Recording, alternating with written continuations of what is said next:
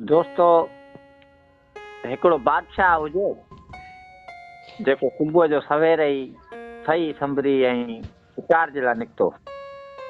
घोड़े ते चढ़ियो, तलवार हाणे सुबुह जो सवेल ई उन बादशाह जी रयत में हिकिड़ो काठेर हो जेको झंग में काठियूं करे खपाईंदो। उहो बि ईअं पंहिंजे ख़्याल सां निकितो। हलो साईं, जेॾी महिल काठेर विच रस्ते ते पहुतो त परियों बादशाह बि आयो, ॿिन्ही जी हिक ॿिए ते नज़र पई। काठेर पंहिंजे कम सां वियो हलियो, वञी काठी जी तले जे पोयां निकितो ऐं बादशाह पंहिंजे शिकार ते वियो हलियो। ॿई साईं पंहिंजे कम सां हुजनि, काठे ते हिकु ॿ टे भरी जेके हुनखे काठियूं करणियूं हुयूं उहे काठियूं करे, पोइ पंधु हुयो या गॾ हथ में हुयुसि। अचे घर पहुतो, बादशाह सलाम सॼो ॾींहुं शिकार जे पोयां हणणा, पर जेको शिकार ॾिसे हुनजे हथनि में निकिरी वञे या निशानूं खता थी वञे। बहरहाल शाम ताईं बादशाह सलाम सॼो ॾींहुं फिरी फिरी मोटी आयो, पर शिकार कोन लॻुसि। शाम जो जेॾी महिल वापसि मेला ते मोटी आयो,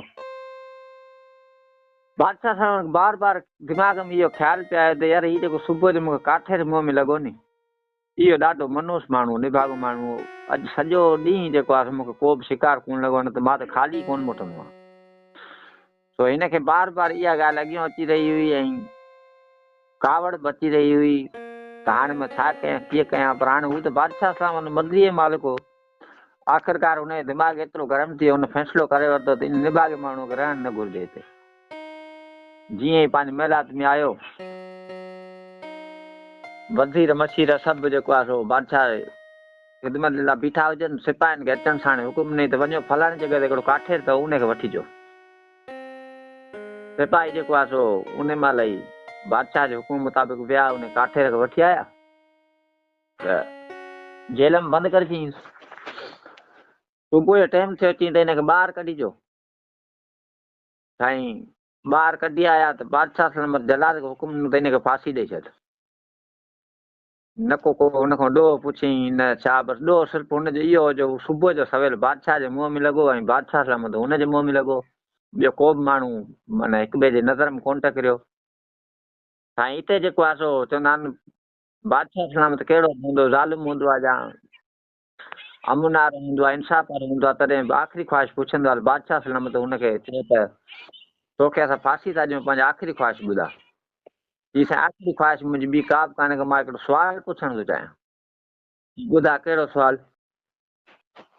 पहिरीं ॻाल्हि इहा आहे त तव्हां मूंखे जेको आहे सो फांसी कहिड़े हिसाब सां ॾियणु था चाहियो?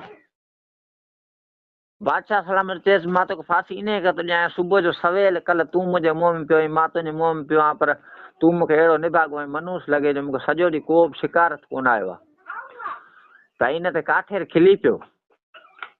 जी साईं, अच्छा इहा ॻाल्हि आहे। हाणे वजह इहा तव्हां मूंखे ॿुधाई। हाणे मां सिर्फ़ु तव्हां हिकिड़ो सुवाल थो पुछणु चाहियां, तव्हां मूंखे फांसी जी वजह ॿुधाए छॾिया, तव्हांजी महिरबानी, भले मुंहिंजो सिर हलियो वञे, को मसइलो कोन्हे, मां हूअं ई ग़रीब माण्हू आहियां। बादशाह चयो ठीकु आहे, हाणे तूं सुवालु पुछ।